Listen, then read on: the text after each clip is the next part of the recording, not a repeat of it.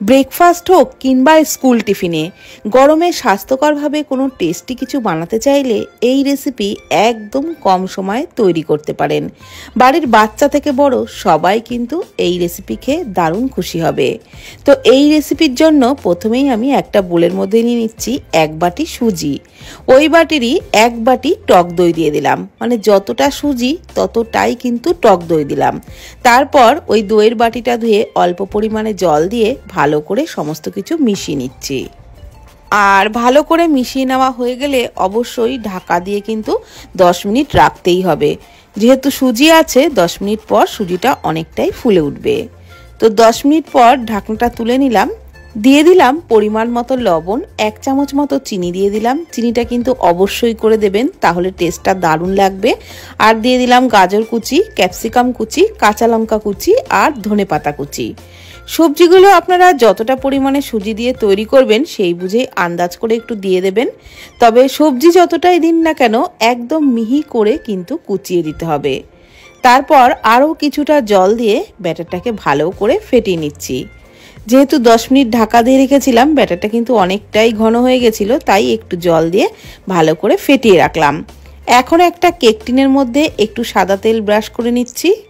তারপর একটা কড়াইতে অল্প জলের উপরে একটা স্ট্যান্ড বসিয়ে ঢাকনা চাপা দিয়ে জলটা গরম করে নিচ্ছি। আর ততক্ষণে ওই সুজির ব্যাটারের মধ্যে দিয়ে দিচ্ছি ইনো পাউডার। তবে পুরোটা প্যাকেটের ইনো কিন্তু দিইনি, ওই হাফ মতো দিয়ে দিলাম। এইবার ওই ইনোর মধ্যে সামান্য একটু জল দিয়ে আবারও ভালো করে সমস্ত কিছু মিশিয়ে নিচ্ছি। আর ঘনত্বটা যেন একদমই বেশি পাতলা না হয় সেদিকে কিন্তু অবশ্যই খেয়াল রাখবেন, সেই বুঝেই জলটা ব্যবহার করবেন। দেখুন ঘনত্বটা কিন্তু ঠিক এরকম রাখতে হবে, একটু ঘন করেই ব্যাটারটা তৈরি করতে হবে। এইবার যে কেক টিনটার মধ্যে তেল ব্রাশ করে নিয়েছিলাম তার মধ্যে ব্যাটারটা দিয়ে দিলাম, একটু ঝাঁকিয়ে নিচ্ছি, যদি কোনো বাতাস থাকে বেরিয়ে যাবে। এইবার যে জলটা গরম করতে দিয়েছিলাম তার মধ্যে ওই কেক টিনের বাটিটা বসিয়ে ঢাকনা চাপা দিয়ে মিডিয়াম টু লো ফ্লেমে ঠিক 20 মিনিট মতন ভাপিয়ে নিয়েছিলাম।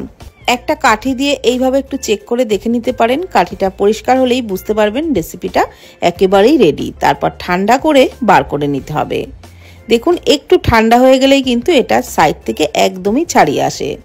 একটা স্প্যাচুলা দিয়ে খুব সহজেই কিন্তু এটা তোলা যায়, যে কোনো কিছু দিয়েই আপনারা তুলে নিতে পারেন। এইবার একটা এই রেসিপির জন্য তড়কা বানিয়ে নিচ্ছি। তার জন্য তড়কা প্যানে 2 টেবিল চামচ সাদা তেলে দিয়ে দিলাম হাফ চামচ করে কালো সর্ষে আর সাদা তিল, দিয়ে দিলাম 2 পিঞ্চ মতো হিং, দিয়ে দিলাম কয়েকটা চেরা কাঁচা লঙ্কা, মানে চেরা কাঁচা পাকা লঙ্কা, আর একটু কারি পাতা কুচি দিয়ে নাড়াচাড়া করে তড়কাটাকে বানিয়ে নিলাম। এইবার ওই সুজির ধোকলার উপরে গরম অবস্থাতেই তড়কাটা দিয়ে দিচ্ছি। আর এর মধ্যে যেহেতু লবণ চিনি আমি আগেই দিয়েছি সেই কারণে আলাদা করে আর সিরাপ তৈরি করলাম না। তো এইভাবেই গরম অবস্থাতে তড়কাটা উপর থেকে দিয়ে দিতে হবে, তবেই কিন্তু টেস্টটা দারুণ লাগবে। আর তারপর ছোট ছোট পিস করে কেটে পরিবেশন করবেন। ব্রেকফাস্টে হোক বা বাচ্চার স্কুল টিফিনে একদম কম সময়েও তৈরি করা যাবে, আর খেতেও ভালো লাগবে। রেসিপিও কিন্তু গরমে দারুণ স্বাস্থ্যকর হবে। আর বাদাম চাটনি, নারকেলের চাটনি, যে কোনো চাটনির সাথে আপনারা এই ধোকলা পরিবেশন করতে পারেন, কিংবা শুধুও খেতে দুর্দান্ত লাগে। যেমন সফট হয় তেমন কিন্তু মুখে দিলেই মিলিয়ে যায়, খেতেও টেস্টটা দারুণ হয়। তো বাচ্চার স্কুল টিফিন হোক কিংবা হাজব্যান্ডের লাঞ্চ বক্সে বা ব্রেকফাস্টে এইভাবে তৈরি করে ফেলুন সুজির ধোকলা, খেতে দারুণ লাগবে। আর ভিডিওটি ভালো লাগলে প্লিজ কমেন্ট করবেন। ভালো থাকবেন, সুস্থ থাকবেন, ধন্যবাদ।